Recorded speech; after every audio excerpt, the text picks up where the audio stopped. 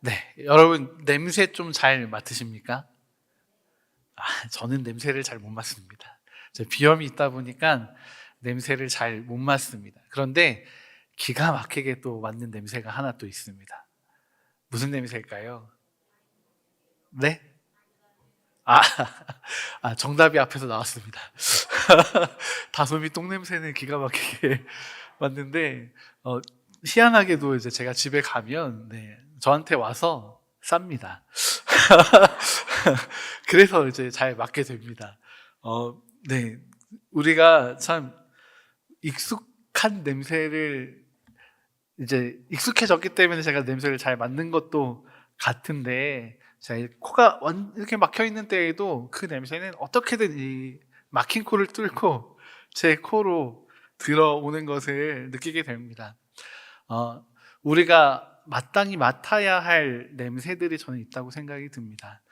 오늘 우리를 향해서 하나님이 말씀하시고 또 우리 가운데 역사하시는 그 하나님의 냄새가 우리 가운데 그렇게 맡아지면 참 좋겠다는 소망이 있습니다. 여러분, 하나님의 냄새를 맡으시면 참 좋겠습니다.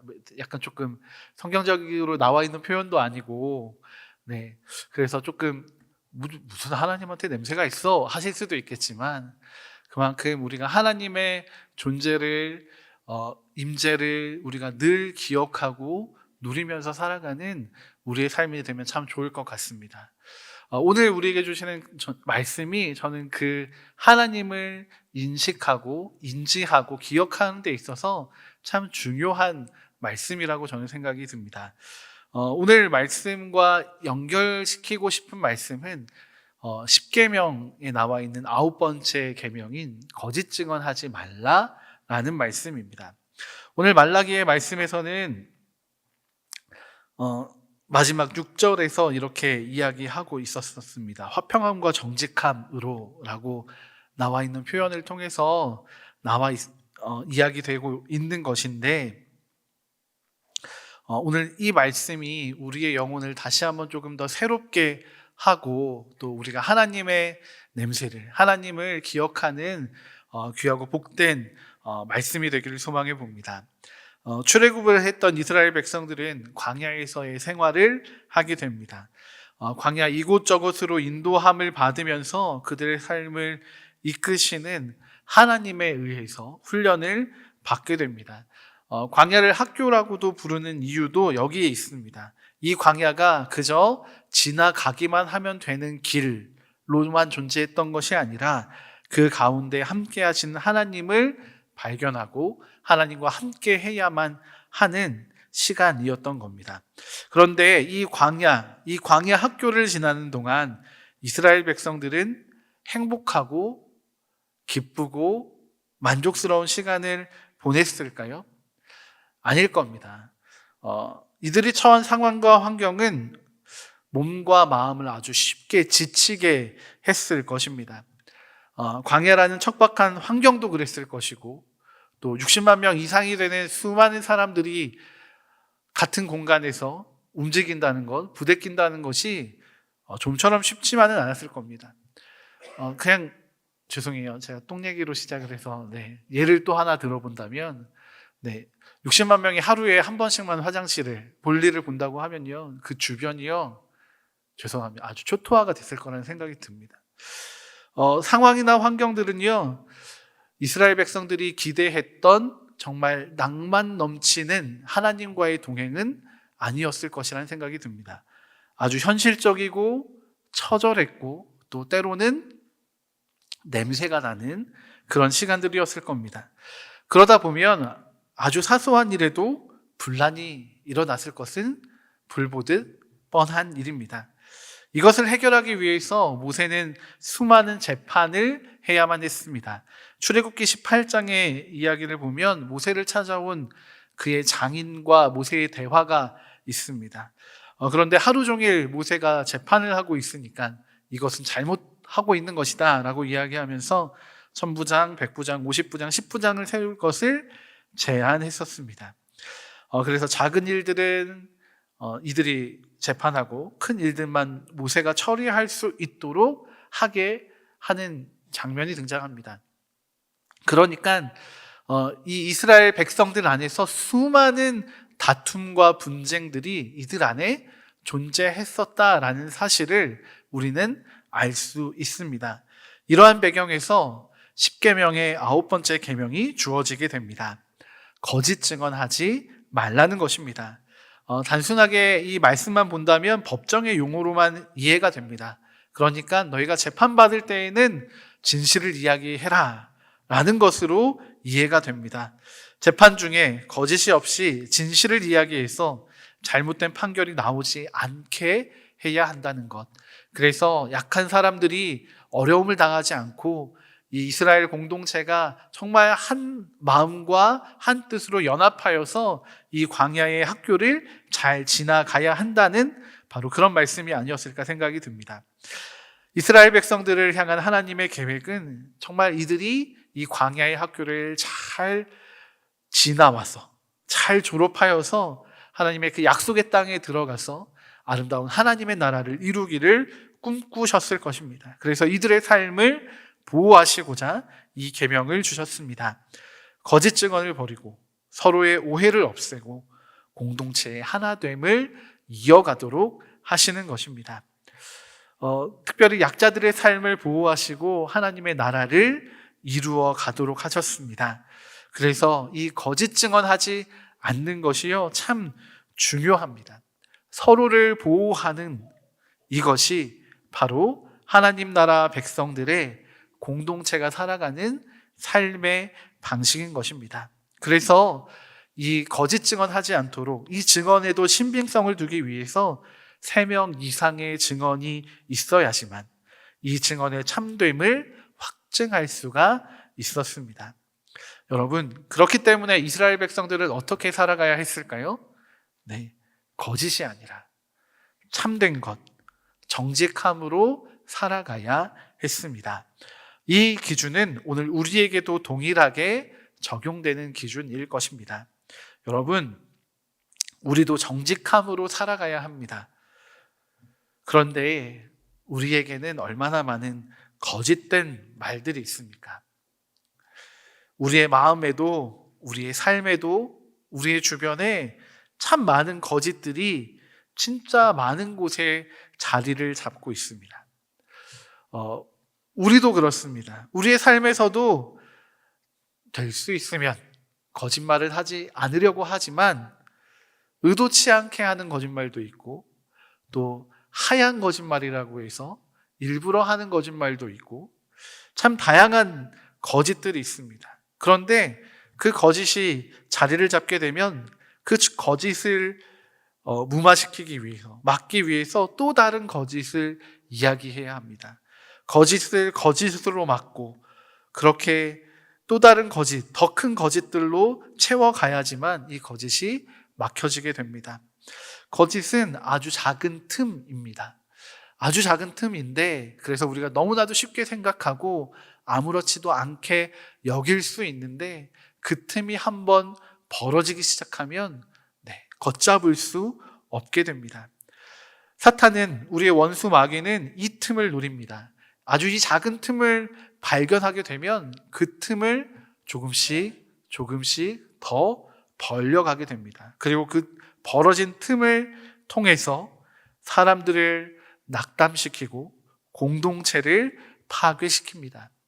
이것이 원수가 사용하는 거짓의 모습입니다.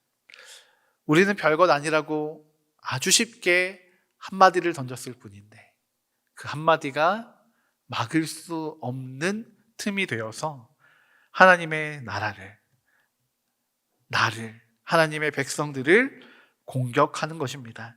그러니까 하나님의 나라를 지켜나가기 위해서는 우리에게서 이 거짓을 내어 쫓아야만 한다는 것입니다.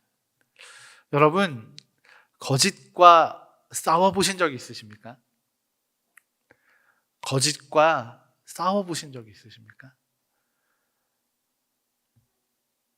싸워보셨을 겁니다. 네, 내가 싸워봤나? 약간 이렇게 표정 짓고 계시지만 여러분, 우리가 예수 그리스도를 믿는 믿음을 가진 자들이라면 우리 모두가 그 진리를 붙잡고 있기 때문에 거짓과 싸우는 사람들인 것입니다. 여러분, 그런데 단지 신앙적인 성경 말씀만, 그 진리만 붙잡는 데에서 그치는 것이 아니라 우리의 삶에서도 이 거짓을 끊어내야 합니다. 정직함으로 살아가야 한다는 것입니다. 문제는 우리가 정직함을 이야기하고 정직하게 살아가려고 해도 또 다른 문제들이 발생한다는 것입니다. 이 세상은 참 아이러니하게도 꼭 거짓을 이야기해야지만 문제가 틈이 벌어지는 것이 아닙니다. 사실을 이야기해도 그 사실과 사실이 부딪히게 될 때에 혼란에 빠지게 됩니다. 쉽게 판단을 내리지 못합니다. 이유는 우리가 가지고 있는 한계 때문입니다. 우리는 인간이기 때문에 사실만을 이야기한다 하더라도 어려운 상황으로 이어지게 됩니다. 서로의 경험의 깊이가 다르고 또 서로가 사용하는 단어의 의미가 다르고 또 서로가 느끼는 감정의 깊이가 다르고 또 인식의 차이가 있기 때문에 우리가 한 가지의 사실, 한 문장으로 된 사실을 이야기한다 하더라도 그 사실끼리 부딪히게 됩니다. 그런데 사실끼리 부딪힌다는 것은 그냥 단지 이 사실과 이 사실이 상충됩니다 라는 것으로 끝나는 것이 아닙니다. 결국에는 그 사실을 알고 있는, 말하고 있는 사람들끼리 부딪히는 일이 되어버리고 또 상처를 서로에게 주고받는 일을 만들게 되는 것입니다. 그래서 하나님께서 말씀하신 대로 거짓 증언을 하지 않음에도 불구하고 우리 안에는 오해가 생길 수가 있고 상처도 서로에게 주고받을 수 있게 되는 것입니다. 왜 이런 일이 생기는 것일까요? 하나님의 말씀대로 살아가려고 애쓰고 노력하고 도전하는데 실제로 그렇게 사는데도 이 문제들이 생기는 이유는 무엇일까요? 우리가 이 거짓 증언이라는 것에 대해서 우리의 식대로 해석하고 있기 때문입니다. 여러분, 우리는요, 거짓말을요, 그냥 하는 게 아닙니다. 잘합니다. 아주 잘합니다. 어떻게 잘할까요? 상황에 맞춰서요, 거짓의 농도를 조절할 줄 압니다. 기가 막힙니다. 이 사람한테는 요 정도만, 저 사람한테는 조금 더. 거짓의 농도를 조절해 가면서 거짓말을 합니다. 그러면서 우리는 합리화시킵니다. 그래도 100% 거짓말은 하지 않았어. 10%는 진짜야. 이런 일은 진짜 있었잖아 라고 이야기하면서 우리는 이 거짓말의 농도를 조절합니다. 한편으로는 그 일부의 사실이 들어가 있으니까 난 다 거짓말을 한 게 아니야 라고 정당화시키기도 합니다. 이런 것들은 우리의 핑계가 되기도 하고 또 누군가에게는 은폐가 되기도 하고 또 어떤 이들에게는 축소나 왜곡이 되기도 합니다. 우리의 연약함이, 우리의 한계가 거짓 증언을 하지 않는 삶을 산다 하더라도 이 문제들을 더 어렵게 만들어가는 것입니다. 그렇기에 우리는 이 거짓을 버리는 데 있어서 우리의 힘이 아니라 하나님의 도우심을 구해야 하는 것입니다. 우리가 바르게 상황들을 파악하고 내 스스로를 속이지 않고 정확하게 표현하는 것 필요합니다. 이것도 훈련입니다. 여러분, 우리는 이 정직함을 위해서 거짓을 버리는 훈련을 해야만 합니다. 그래서 우리가 조절하고 있는, 그 기가 막히게 조절하고 있는 거짓의 농도를 낮추어야 됩니다. 0%로 맞춰야 합니다. 여러분, 그런데 이 일을 굳이 훈련까지 하면서 거짓을 버려야만 하는 걸까요? 하나님 믿으면서도 주변의 사람들과 좋은 관계를 유지해야 할 때 어쩔 수 없이 거짓을 이야기해야 할 때도 있지 않습니까? 그런 걸 생각해 보면 꼭 거짓의 농도를 0%로 맞추는 것만이 능사는 아닌 것처럼 보이기도 합니다. 그렇게 굳이 0%에 맞추는 훈련을 하면서까지 거짓을 버리는 것이 진짜 그리스도인의 삶일까?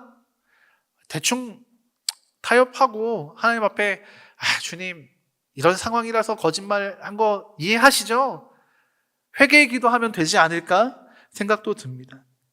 그런데 우리에게서 이 거짓을 버려야 하는 이유가 있다면 거짓을 이야기하지 않는 것에서만 그치는 것이 아니기 때문에 우리는 이 거짓 증언을 버리고 그 거짓을 버리고 무언가를 더 나아가 추구해야 하는 삶이 우리에게 주어져 있기 때문이라는 것을 기억하시면 좋겠습니다. 단지 거짓을 이야기하지 않는 선에서만 그치는 것이 아니라 그 정직함으로 우리가 꼭 해야만 하는 일이 있습니다. 5절과 6절의 말씀을 우리가 다시 한번 함께 읽어보도록 하겠습니다. 레위와 세운 나의 언약은 생명과 평강의 언약이라. 내가 이것을 그에게 준 것은 그로 경외하게 하려 함이라. 그가 나를 경외하고 내 이름을 두려워하였으며 그의 입에는 진리의 법이 있었고 그의 입술에는 불의함이 없었으며 그가 화평함과 정직함으로 나와 동행하며 많은 사람을 돌이켜 죄악에서 떠나게 하였느니라. 아멘. 이 말씀을 보면 우리에게 분명한 사명이 있습니다. 하나님의 나라를 이루어야 하는 사명입니다. 6절의 마지막에 있는 고백처럼 하나님의 나라는 많은 사람들을 돌이켜서 죄악에서 떠나게 하는 나라입니다. 그들을 다시금 하나님께로 돌아오게 하는 것이 우리에게 주어진 사명입니다. 그런데 오늘 말씀에서 이 일을 위한 도구로 두 가지가 언급되고 있습니다. 레위 자손이 가지고 있었던 아주 중요한 성품과 특성입니다. 그것은 바로 화평함과 정직함입니다.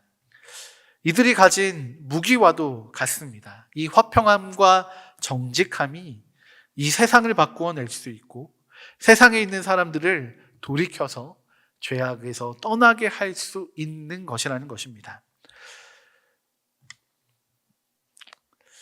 여러분, 이 정직함의 힘을 믿으십니까? 정직한 게 진짜 힘이 있을까요?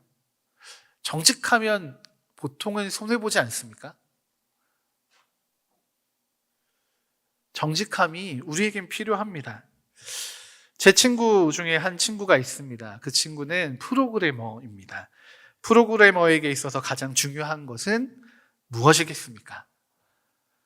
네, 이 컴퓨터 프로그래머거든요. 네, 이 밥을 벌어먹고 살려면 컴퓨터가 필요합니다. 컴퓨터가 진짜 중요합니다. 그런데 프로그래머에게는 이 프로그래밍을 할 수 있는 소프트웨어가 진짜 중요합니다. 어떤 툴을 가지고 있느냐에 따라서 또 개발 환경과 결과물이 또 달라지게 됩니다. 제가 20대 초중반이었을 때인데 대학부에서 함께 성경 공부를 하는데 정직함에 대해서 나누는 날이었습니다. 함께 정직함에 대해서 나눌 때 우리의 삶에서 이 거짓, 부정직함으로 살아가고 있는 부분들에 대해서 나누게 되었습니다. 우리가 어떻게 하면 하나님이 기뻐하시는 정직으로 살아갈 수 있을까? 제 친구는 불법으로 다운받은 프로그램들에 대해서 이야기를 했습니다. 사실 2000년대 초반만 하더라도 정품 구입이라는 것은 거의 드물었었습니다. 다운받아서 사용하는 것이 너무나도 당연하게 통용되던 시절이었습니다. 그런 그때의 제 친구는 이런 잘못된 불법을 저질러서 거짓된 것들을 가지고 프로그램을 쓴다고 해도 이것이 선하게 사용되지 않을 것이라고 이야기하면서 이 불법으로 다운받았던 모든 프로그램들을 다 지우고 운영체제부터 정품을 사용하겠다고 선언했습니다. 저에게뿐만 아니라 모두에게 당연하게 생각되던 일임에도 이 친구에게는 자신이 정직함과 싸워가야 하는, 그 광야학교에서 훈련해야 하는 한 부분으로 이것을 받아들인 것입니다. 그래서 정직하게 정해진 대가를 다시금 지불하고 당당하게 그 권리를 얻고자 했습니다. 제 친구가 감당해야 할 여러 가지 것들이 있었습니다. 일단 네, 정품을 다시 다 샀어야만 합니다. 그런데 지금도 이 컴퓨터 소프트웨어는 꽤 많은 값을 치러야지만 정품을 살 수 있습니다. 때로는 컴퓨터 한 대만큼의 값을 치러야지 이 소프트웨어를 살 수 있습니다. 그런데 이 친구는 그럼에도 불구하고 이것을 기꺼이 지불하기로 결정했습니다. 하나님 나라의 정직이라는 기준이 자신의 삶이 되기를 간절히 바랬던 겁니다. 덕분에 저도 정직함에 도전하는 일들이 생겼습니다. 그래서 청년의 시기에 잘 서로가 함께 훈련했습니다. 그러다가 이제 저는 군목으로 군대에 가게 되었습니다. 그런데 어느 날 하루는 마트에서 이제 군 장병들의 간식을 사게 됐습니다. 간식을 사갖고 교회로 돌아왔는데 아무리 봐도 계산이 좀 잘못된 겁니다. 제가 손해를 봤다면 당장에 달려갔겠죠. 그렇죠? 그런데 딱 봤더니 저는 32개짜리 주스 팩을 샀는데 24개짜리로 계산이 된 겁니다. 아싸 게이드. 할만도 한데 하나님이 저에게 딱 물으시는 겁니다. 함렬아, 정직해야겠지? 하시는 겁니다. 그래서 정직하려고 결정했습니다. 근데 이제 주일에는 사역을 해야 되니까 당장은 못 갔고 월요일에 영수증을 들고 사진을 찍어서 마트로 다시 갔습니다. 제가 이렇게 사갔는데 사진 보시면 아시겠지만 32개짜리였습니다. 저희가 24개짜리로 계산이 돼서 이거 다시 계산하러 왔습니다. 하니까 이 고객센터의 직원의 표정이 뭐 환불이나 이런 걸로 온 줄 알았는데, 계산이 잘못돼서 돌려달라고 온 줄 알았는데 값을 더 치르러 왔다고 하니까 잠시만요? 하는 겁니다. 얼마 차이 나진 않았습니다. 네, 한 2,000원. 그게 한 5묶음 정도 됐으니까 많아야 10,000원 정도 되는 돈의 차이였습니다. 10,000원이면 병사들 초코파이가 60개를 살 수 있는 돈이기도 합니다. 그런데 가서 그렇게 제가 다시 제 결제를 요청을 했습니다. 그리고 돌아오면서 하나님께 기도했습니다. 하나님, 작은 것이지만 하나님 앞에 정직하기로 했잖아요. 약간 옆구리 찔러서 절 받으신 느낌도 있으시겠지만 하나님 기쁘시죠? 우리 병사들에게 더 좋은 것으로 많이 채워주십시오. 기도하면서 돌아왔습니다. 그리고 그 주간 바로 수요일에 저희 같이 함께 사역 임관했던, 훈련받았던 동기 목사님께 전화가 왔습니다. 목사님, 잘 지내시죠? 잘 지냅니다. 어쩐 일이세요? 저희 교회로 커피가 배달이 왔는데 저희가 처분하기에는 수량이 너무 많아서 목사님과 함께 나누고 싶어서 연락드렸습니다. 하시는 겁니다. 그래요? 저는 막 레시피 같은 그런 싸구려 캔커피인 줄 알았습니다. 그런데 목사님 말씀하시는 건 근데 이거 커피가 좀 고급입니다. 이러시는 거예요. 지금이야 뭐 편의점마다 이렇게 팩에 들어있는 커피를 이렇게 1,000원, 2,000원을 팔지 않습니까? 당시만 해도 그런 게 잘 없었습니다. 그런 커피를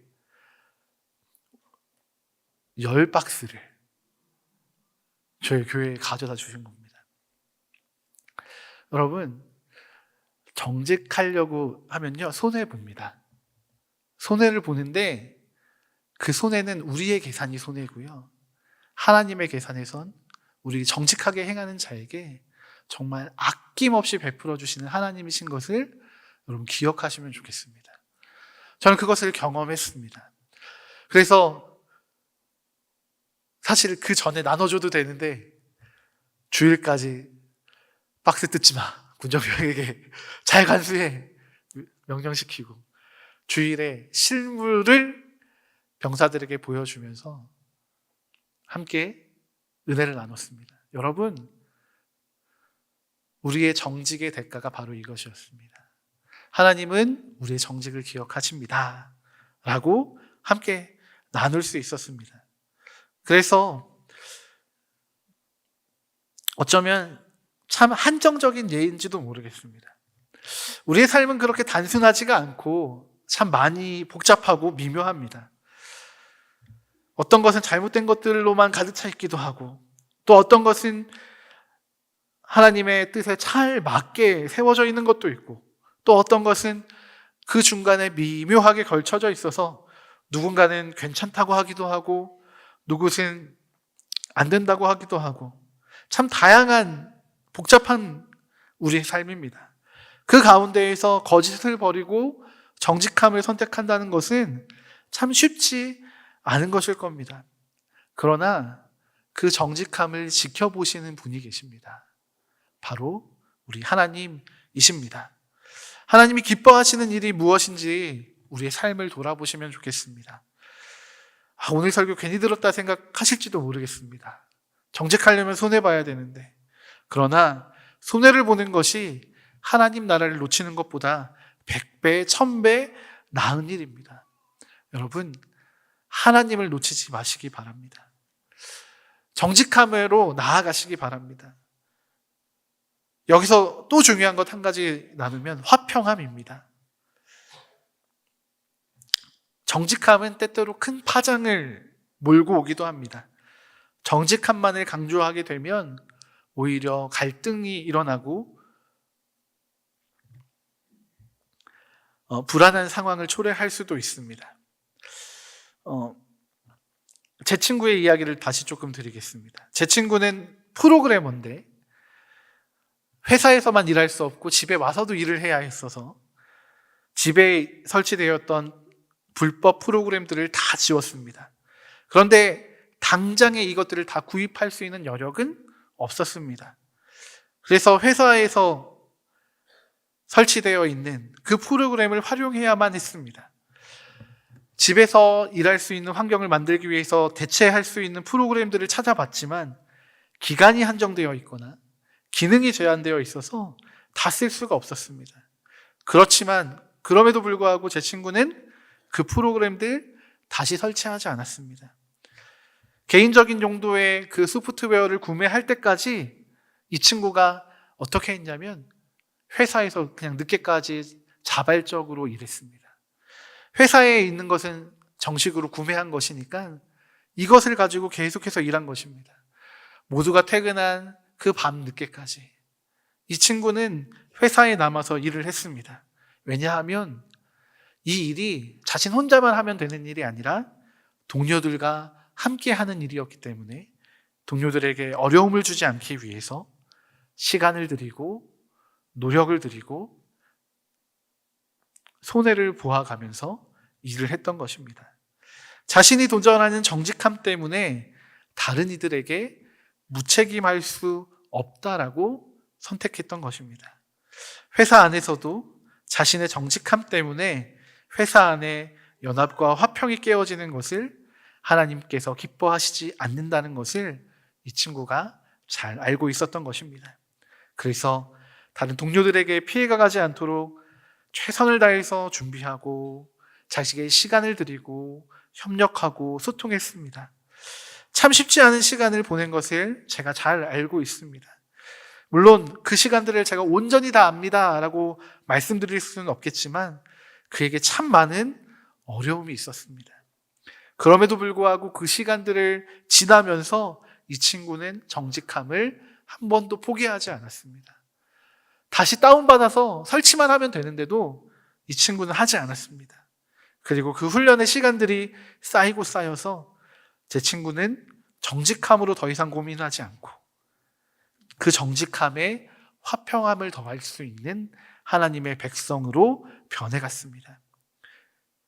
그렇게 제 친구를 통해서 그 직장 또 그 가정이 하나님의 나라가 임하게 되었다라고 저는 확실하게 말씀드릴 수 있습니다.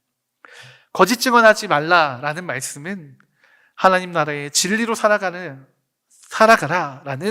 또 다른 말인 것입니다.